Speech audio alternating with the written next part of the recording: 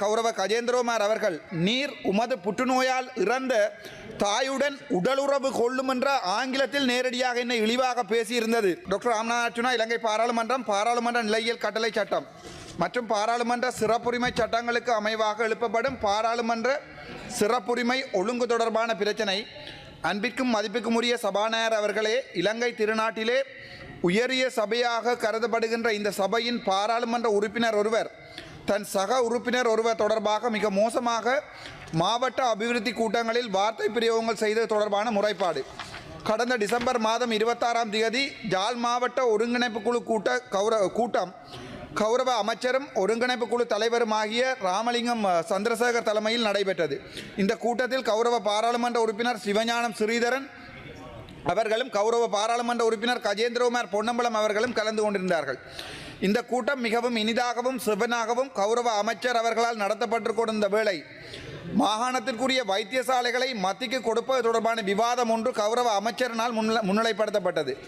இதன்போது கௌரவ பாராளுமன்ற உறுப்பினர் கஜேந்திரகுமார் பொன்னம்பலம் அவர்கள் உரையாற்றி கொண்டிருந்த போது அது தொடர்பான கருத்து ஒன்றினை நான் சொல்ல முனைகையில் கௌரவ பாராளுமன்ற உறுப்பினரும் சிறப்புரிமை ஒழுக்காட்டு சபையின் உறுப்பினருமாகிய கௌரவ கஜேந்திரகுமார் அவர்கள் ஒருமையில் விழித்து மிக கேவலமாகவும் பொதுமக்களால் கேட்க முடியாததுமான வார்த்தை பிரயோகங்களை எனது புற்றுநோயால் இறந்த தாய் தொடர்பாக ஆங்கிலத்திலும் தமிழிலும் செய்திருந்தார்.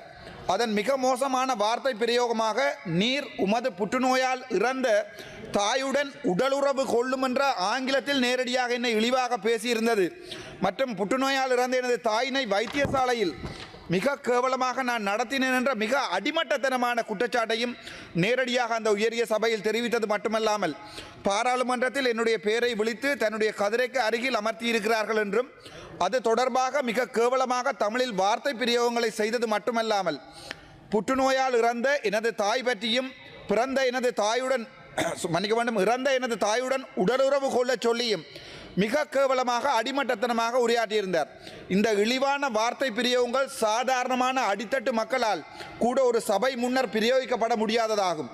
அது தவிரவும் பாராளுமன்றத்தில் ஒதுக்கப்பட்ட ஆசனங்கள் தொடர்பாக பாராளுமன்றத்தை அவமதித்து அவர் பேசியிருந்தது இந்த உயரிய சபையில் எனது வலப்பக்கத்தில் இவருடைய ஆசனத்தை தாங்கள் வழங்கியிருப்பது பொதுமக்களிடையே மிக கேவலமான ஒரு கருத்து ஒன்றை பாராளுமன்றம் தொடர்பாக பொதுமக்களுக்கு தெரிவிக்கிறது.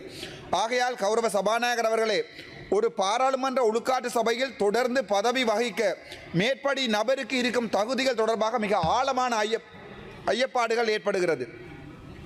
இந்த விடயம் தனியே பாராளுமன்ற உறுப்பினரின் சிறப்புரிமை மட்டுமன்றி தமிழ் மக்களின் ஒட்டுமொத்த மரியாதையையும் கலாச்சாரத்தையும் மிக கேவலமான கேள்வி குறித்து உள்ளாக்கி இருக்கிறது.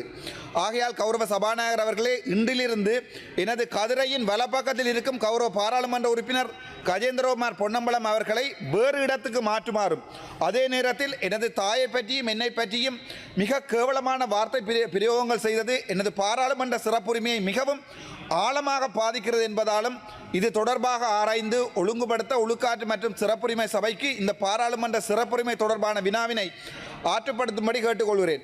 மேலும் உடனடியாகவே எனது வலப்பக்கத்தில் இருக்கும் சம்பந்தப்பட்ட நபரை வேறொரு கதிரைக்கு மாற்றி தருமாறும் அன்போடு வேண்டிக் கொள்கிறேன். தொடர்ந்து இவர் எனது வலப்பக்கத்தில் இருப்பதால் ஏற்படும் பிரச்சனைகள் தொடர்பாக என்னால் பொறுப்பு கூற முடியாது இருக்கும் என்பதையும் இந்த உயர் சபைக்கு நான் தெரிவிக்க விரும்புகிறேன். அது தவிர ஒரு ஒழுக்கமற்ற பண்பற்ற ஒரு நபர் 20 வருடங்கள் இந்த பாராளுமன்றத்தில் இருந்திருக்கிறார் என்பதையும் அதே நேரத்திலே இந்த நபர் தொடர்ந்து பாராளுமன்ற சிறப்புரிமை குழு அங்கத்தவராக இருக்க முடியாது என்பதையும் மிகவும் தாழ்மையுடன் தெரிவித்துக் கொண்டு இவர் தொடர்பான இந்த விசாரணை முடியும் வரை சம்பந்தப்பட்ட நபரை பாராளுமன்ற சிறப்புரிமை மற்றும் ஒழுக்காட்டு சபையிலிருந்து விலக்கி வைக்கும்படி அன்புடன் கேட்டுக்கொள்கிறேன். இவ்வாறு தாங்கள் இந்த சம்பந்தப்பட்ட நபரை குழுவிலிருந்து அகற்ற தவறுவீர்களாக இருந்தால் இந்த நபரால் விசாரிக்கப்படும் ஒழுக்காற்று மற்றும் சிறப்புரிமை தொடர்பான விடயங்கள் பொதுமக்களால் கேள்விக்குட்படுத்தப்படும் என்பதையும் அன்போடு தெரிவித்துக் கொள்கிறேன். நன்றி.